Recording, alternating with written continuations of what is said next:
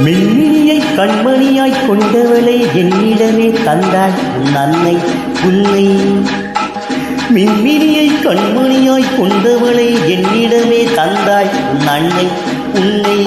ஓ சச்சா mamma Papa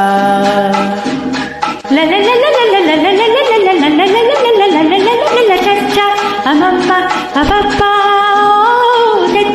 அம்மம்மா அப்பப்பா. அழகு மகள் மணலை மொழி தென்பொதிகை செந்தமிழோ. அழகு மகள் மணலை மொழி தென்பொதிகை